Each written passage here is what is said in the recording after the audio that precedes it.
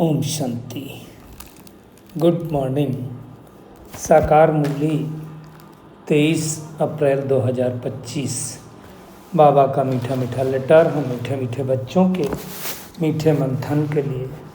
मंथन शुरू करने से पहले सुख के सागर शिव बाबा की सुख भरी किरणों के नीचे बैठ जाते हैं और अनुभव करते हैं कि मैं सुख स्वरूप आत्मा हूँ, सुख के सागर की संतान हूँ।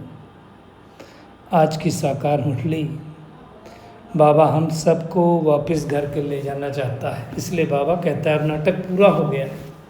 क्योंकि एक चीज़ हमें सब समझनी है और हम समझते भी हैं, इस दृष्टि परिवर्तनशील है। परिवर्तनशील है मतलब ये चलती रहती है, और आज अगर दिन है तो फिर रात आएगी, सुबह है तो दोपहर होगी, फिर शाम होगी और फिर रात होगी। इसी तरह से इस दृष्टि पे अगर इस समय कलयुग चल रहा है तो सतयुग जरूर आएगा, परंतु ये बात सबको समझ में नहीं आती है, तो उसकी हम गहराई में जाएंगे।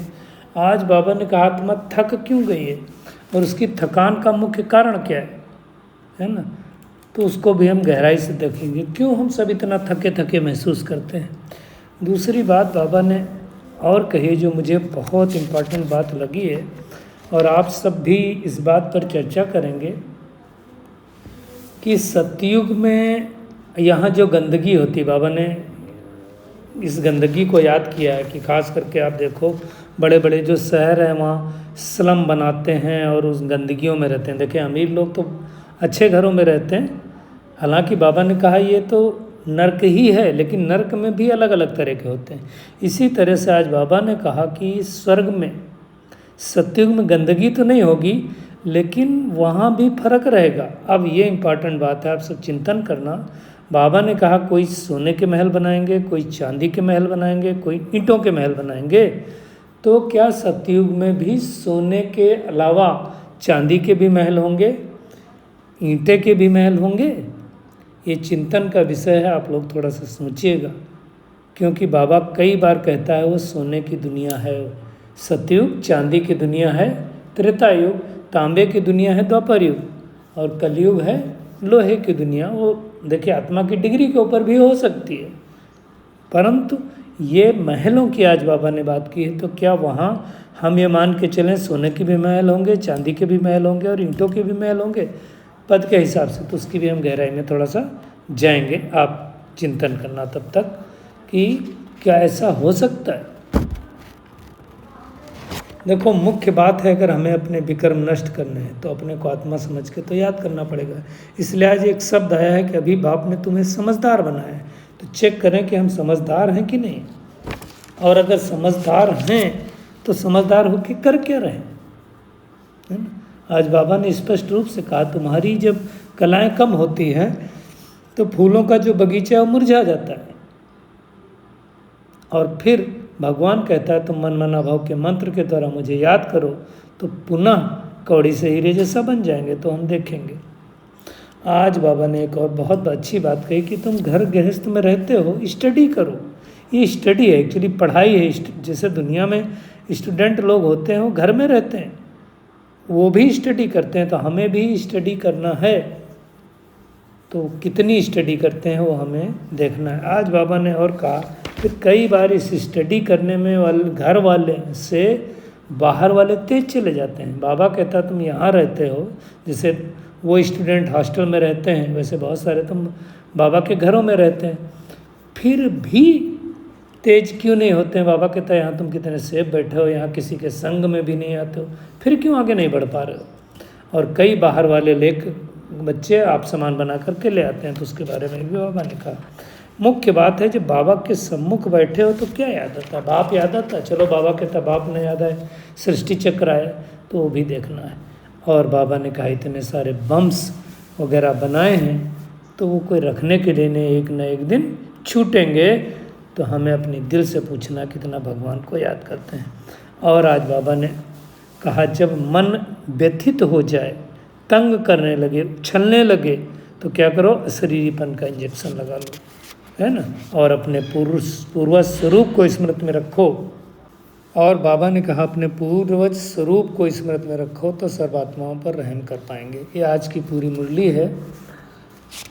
हम शुरुआत करेंगे आज की पूरी मुरली की कि अब वापस घर जाना है। देखो हम सब दिन भर जब काम करते हैं तो शाम को घर जाते हैं। क्यों वापस जाते हैं घर?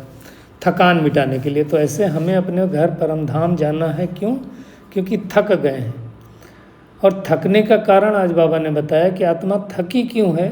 तो उसका कारण है हमने बहुत भक्ति की, द्वापर युग से भक्ति करना चालू किए और 63 जन्मों तक भक्ति की तो थक गए। फिर क्या किया? अनेक मंदिर बनाए, पैसे खर्च किए, धक्के खाए। आप देखो भक्ति मार्ग में जब हम जाते हैं यात्राओं पर तो कितने धक्के खाते हैं। वैष्णो देवी जाओ, पूर्णागिरी जाओ, 10-10, 12-12 किलोमीटर चढ़ाई करो तो ये धक्के हैं। तो शरीर थकता है लेकिन आत्मा भी थकती है। इसलिए हमें क्या करना है? उस थकान को दूर करना है। वो थकान दूर कौन करेगा? तो परमात्मा इस सृष्टि पर आया हमारी थकान दूर करने के लिए। तो कब थकान दूर होगी? जब भगवान को हम याद करेंगे। तो एक तो ये निश्चय होना चाहिए कि अब हमें वापस घर जाना है। कई लोगों को तो ये समझ में नहीं आता। कई लोग सोचते हैं ज़िंदगी भर यहीं रहने वाले हैं। ये शरीर भी तो छूटता है, ये तो हम सबको देखते हैं। लेकिन अब इस सृष्टि पर जितनी आत्माएं, हर आत्मा को वापस घर जाना है। कोई आज जा रहा है, कोई 1-2 साल बाद जाएगा, 4 साल बाद जाएगा। दुनिया तो जाने वाली ही है। वो हम सबको दिख भी रहा है। क्योंकि बाबा ने कहा अब नाटक पूरा होता है। जैसे नाटक हद का पूरा होता है तो जो एक्टर्स होते हैं वो सब अपने अपने घरों पर चले जाते हैं अपनी ड्रेस बदल करके। अब ये वाला नाटक पूरा हुआ तो हम सब भी क्या करेंगे? इस शरीर रूपी ड्रेस को बदल करके वापस चले जाएंगे अपने अपने घर। लेकिन जब घर जाएंगे तो जैसे उस नाटक में जो नाटक वाले कमाई करते हैं तो कमाई करके लेके जाते हैं। जिसका जो पार्ट होता है उस पार्ट के हिसाब से उसको पैसा मिलता है। उस पैसे के वो ले करके जाता है। हम आत्माएं क्या लेकर के जाएंगे? तो स्थूल धन तो जाएगा नहीं। तो हम आत्मा के क्या जाएंगे? संस्कार जाएंगे, कर्म जाएंगे, वो सब जाएगा।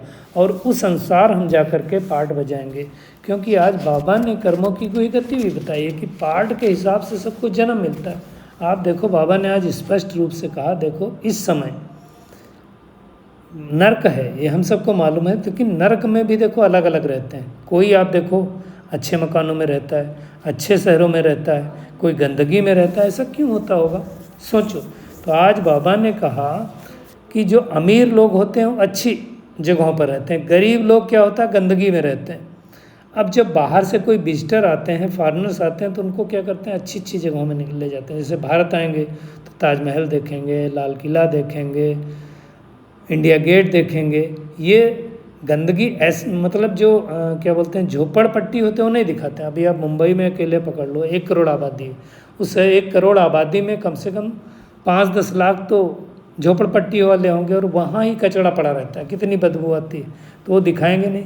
बाबा कहता है कि ये ऐसा हुआ क्यों?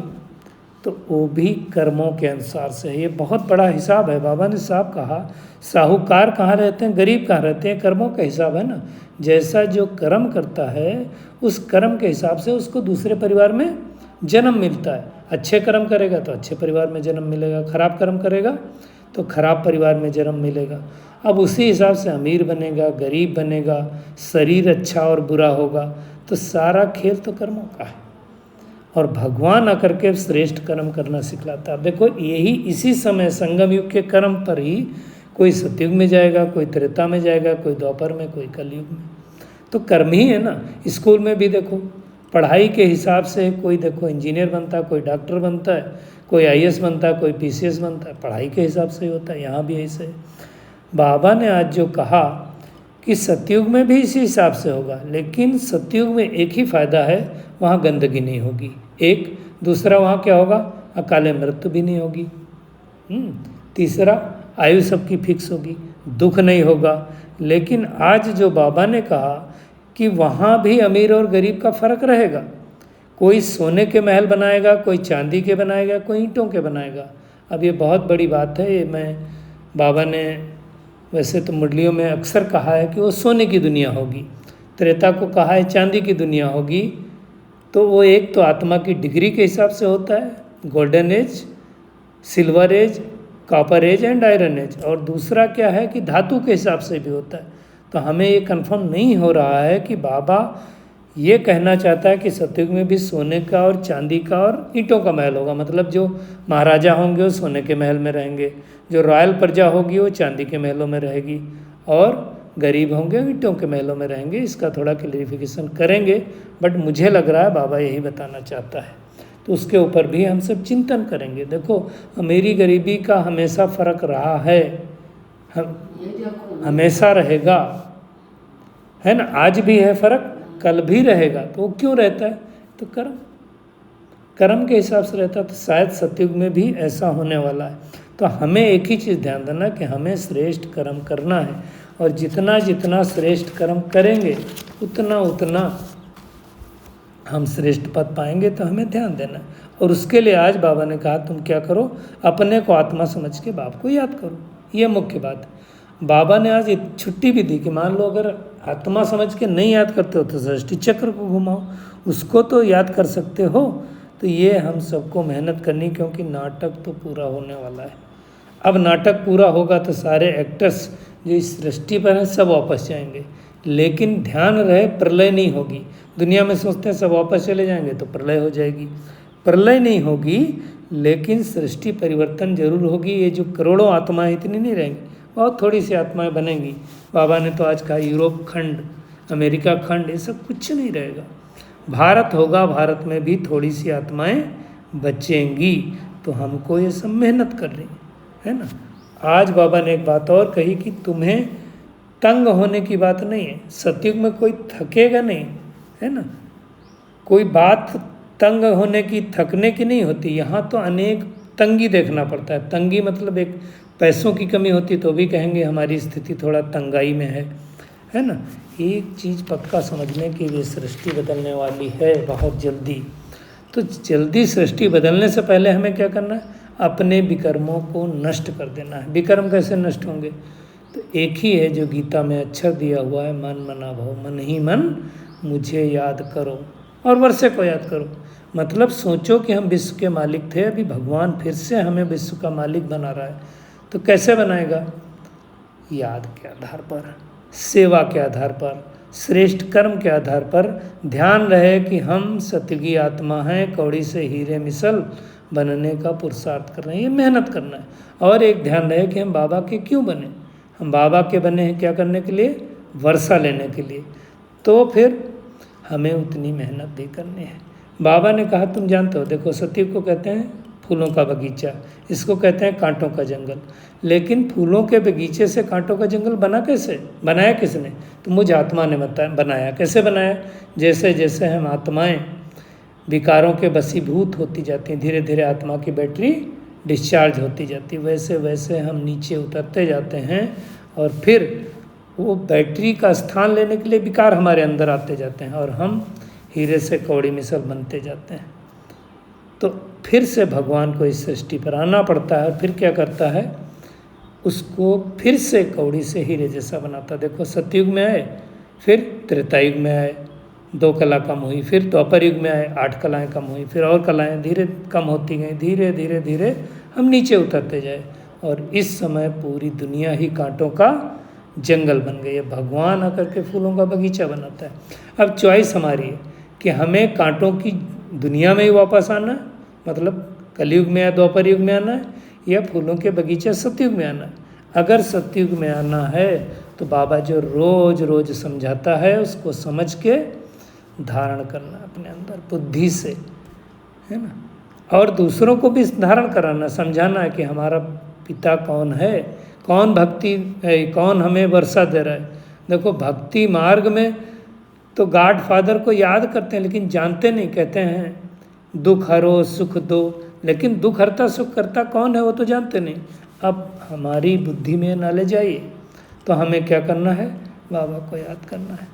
कर्म करते करते, गृहस्थ व्यवहार में रहते रहते ये पढ़ाई पढ़नी है, जिसको क्या कहा जाता है? स्टडी कहा जाता है ना। सन्यासियों को माफिक हमें घर नहीं छोड़ना, घर बार में रह करके स्टडी करना। आप देखो, वो स्टडी करते हैं तो उसमें कितने सारे सब्जेक्ट होते हैं। इसमें तो 4 ही सब्जेक्ट, ज्ञान योग धारणा सेवा, तो उसकी हमें मेहनत करनी है। लेकिन ये मेहनत भी सबसे नहीं होती है। हमें मेहनत करनी है। क्यों मेहनत हमें करनी है? हमें दूसरों को नहीं देखना, हमें अपने आप को देखना है। क्यों? क्योंकि हमें सत्य की दुनिया में जाना है। कोई नहीं जाना चाहता तो आप ज़बरदस्ती थोड़ी ले जा सकते हैं। एक चीज़ ध्यान देते रहें कि भगवान हमें आया है क्या करने, सुख देने। तो हमें भी हर एक को सुख देना, दुख किसी को नहीं देना है। और ये नशा रहे, खुशी रहे कि हमको पढ़ा कौन रहा है, स्वयं भगवान पढ़ा रहा है, तो अंदर से खुशी रहेगी। और जिसको खुशी रहेगी वो क्या करेगा, खाते पीते सब कुछ कर्म करते पढ़ाई पर ध्यान देगा। जैसे दुनिया में बाबा ने कहा कोई हॉस्टल में रहता है तो पढ़ाई पर ध्यान देता है, तो यहाँ हॉस्टल में भी कई लोग रहते हैं। हॉस्टल में रहना मतलब सेंटर पर रहना, माउंट आबू में रहना, तो वो पढ़ाई करते हैं। लेकिन आज बाबा ने कहा वंडरफुल है कि यहाँ सेंटर पर रहते हुए, मधुबन में रहते हुए भी वहाँ से बाहर वाले तीखे चले जाते हैं। बाबा ने कहा देखो यहाँ पर कितने सेफ बैठे हो, अंदर कोई आता नहीं है, कोई का संग नहीं है। घर गृहस्थियों को किन किन का संग करना पड़ता है, फिर भी बाहर रहने वाले तीखे चले जाते हैं। कितनों को पढ़ाकर आप सामान बना करके ले आते हैं। तो सोचो कि हमें कैसा बनना है। इसलिए बाबा कहता है, पूछता है कैसे पेशेंट को लाए। पेशेंट मतलब वो लोग तन से बीमार होते हैं, उनको मरीज कहा जाता है। मन से बीमार है तो वो भी तो मरीज हुए ना। तो उन मरीजों की बाबा ने बात कहा है। हर एक आत्मा को 10-10 बीमारियां लगी। 5 बड़ी बीमारियां, काम, क्रोध, लोभ, मोह, अहंकार। 5 छोटी, ईर्ष्या, द्वेष, नफरत, आलस, बेलापन। तो ये 10 बीमारियों को ठीक करना है। बाबा कहता है उसके लिए 7 रोज भट्टी में बिठाओ। अब ये तो आजकल टाइम ही नहीं रहा, 3-4 दिन में 1-1 घंटा आते हैं, 2-2 घंटा। पहले 7 दिन पूरा भट्टी में रहते थे, न आना न जाना, न फ़ोन न न्यूज़पेपर, तब जा कर के बीमारी ठीक होती थी। मधुबन की बात है, अब तो ऐसा नहीं होता है, ना इतना किसी के पास टाइम है। शिविर में जाते हैं तो 3-4 दिन के लिए जाते हैं। बाबा ने कहा कोई शूद्र को यहाँ नहीं लाना। क्यों नहीं लाना? क्योंकि वाइब्रेशन खराब करेगा। और हमें अपनी चलन बहुत रॉयल रखनी है। देवताओं की चलन कैसी होती है, वो चलन हमें अभी से धारण करनी है। और अगर चलन धारण करेंगे तो फिर आगे चल के हमें साक्षात्कार भी होते रहेंगे, खुद के भी होंगे। आज बाबा ने तो कहा वहाँ सब चीज़ें बहुत अच्छी होंगी, जानवर भी बहुत अच्छे अच्छे होंगे। सतयुग की कोई चीज़ यहाँ हो नहीं सकती, और यहाँ की कोई चीज़ सतयुग में नहीं हो सकती। तो जितना जितना हम पढ़ेंगे, पढ़ाएंगे, नज़दीक होते जाएंगे, उतना उतना हमारे अंदर नशा चढ़ता जाएगा और सतयुग के झाड़ दिखाई देंगे। आज बाबा ने ब्रह्मा को फिर से याद किया कि ब्रह्मा को देखो भक्ति में नहीं याद करते। एक ही मंदिर है पुष्कर में, लेकिन ज्ञान मार्ग में ब्रह्मा को भी लोग याद करते हैं, क्योंकि ब्रह्मा बाबा कहते हैं। भक्ति में ब्रह्मा बाबा कभी नहीं कहते, शिव बाबा कहा जाता है। अब फिर हम इनको सूक्ष्मतन में देखते हैं तो ये सारी बातें शिव बाबा आकर के हमें समझाता है। बिंदी है ना दुनिया में, फिर कहते हैं वो अखंड ज्योति का ब्रह्म तत्व है, वो उसका साक्षात्कार होता है। ऐसी कोई महाज्योति नहीं है, वो बिंदु स्वरूप है, समझना है। आज बाबा ने कहा जितना नज़दीक आते जाएंगे तो कल की दुनिया क्या होगी सब हमें दिखाई देगा। हमारी हमको स्वर्ग की बादशाही भी दिखाई देगी। तो अच्छी तरह से समझ करके समझना है कि शिव बाबा कैसे आकर के ब्रह्मा रथ द्वारा, जिसको भागीरथ भी कहा जाता है, भागीरथ मतलब भाग्यशाली रथ, तो उसके द्वारा ये ज्ञान सुना रहा है। तो उसको सुन करके बाबा को याद करना और बुद्धि में रहे कि अब ये नाटक पूरा, अब हम वापस घर जाएंगे। क्योंकि इतने सब बम्स बना करके रखने के लिए, कल भी कहा था ना, मिसाइल से किसके लिए, छोड़ने के लिए, तो ये सब छूटेंगे, है ना। फिर इतने सारे मनुष्यों की बाबा ने कहा नौकरी भी छूट जाएगी, भूख मरेंगे, फिर क्या होगा, सिविल वार होगा और फिर धीरे धीरे सब वापस चले जाएंगे। तो बाबा ने कहा अब अपने दिल से पूछो कि हम बाबा को कितना याद करते हैं। याद नहीं करेंगे तो बुद्धि इधर उधर भटकेगी, विक्रम भी विनाश नहीं होंगे, पद भी कम हो जाएगा। अगर याद नहीं ठहरती है तो आज बाबा ने क्या कहा, सुदर्शन चक्र को फिराओ, सिमरण करो। जो बाबा ने कहा 500 रुपयों का अभ्यास करो, 10 बार 11 बार करो, तो वो मेहनत करनी है और आप सामान बनाने की सेवा करनी है। आज के वरदान पे आते हैं। बाबा ने कहा शरीरीपन के इंजेक्शन द्वारा मन को कंट्रोल करने वाले एकाग्र चित्र भव। बाबा ने कहा जैसे आजकल दुनिया में कोई बहुत तंग करता है, बहुत उछलता है, कंट्रोल में नहीं आता, तो उनको दुनिया में लोग क्या बोलते हैं, मन से जो डिस्टर्ब हो जाता है, पागल भी कई लोग बोलते हैं, तो क्या करते हैं ऐसे लोगों को, क्या करते हैं वो जंजीरें लगा देते हैं, हाथों पैरों से बांध देते हैं, फिर भी नहीं कंट्रोल होता तो उनको इंजेक्शन लगाते हैं। कौन सा इंजेक्शन लगाते हैं? नींद का इंजेक्शन लगाते हैं ताकि वो शांत हो जाए। अब यहाँ बाबा क्या कह रहा है कि अगर तुम्हारा मन कंट्रोल नहीं हो रहा है, दूसरे की बात नहीं है, खुद का मन इधर उधर भाग रहा है, इधर भाग रहा है, इधर भाग रहा है, इधर भाग रहा है। कई लोगों का मन बड़ा चंचल होता है, कुछ न कुछ सोचते रहता है, कुछ न कुछ फिर वो करते रहते, बोलते भी रहते हैं। तो क्या करो, बाबा ने कहा अशरीरीपन का इंजेक्शन लगा दो। मतलब मैं आत्मा हूँ, शरीर है ही नहीं। अशरीरीपन का बहुत बार अभ्यास करवाया, रिलैक्सेशन का अभ्यास करवाया गया है, वो अभ्यास को करो। जैसे अशरीरीपन का इंजेक्शन लगाएंगे तो हमारे संकल्प शांत हो जाएंगे, व्यर्थ संकल्प नहीं चलेंगे, व्यर्थ शक्ति जो होगी, संकल्प शक्ति व्यर्थ में उछलेगी नहीं, और हम सहजता से एकाग्रचित हो जाएंगे। लेकिन उसके लिए करना क्या पड़ेगा? तो बाबा ने कहा अपनी बुद्धि की लगाम क्या करो, बाबा को सौंप दो। तो क्या होगा?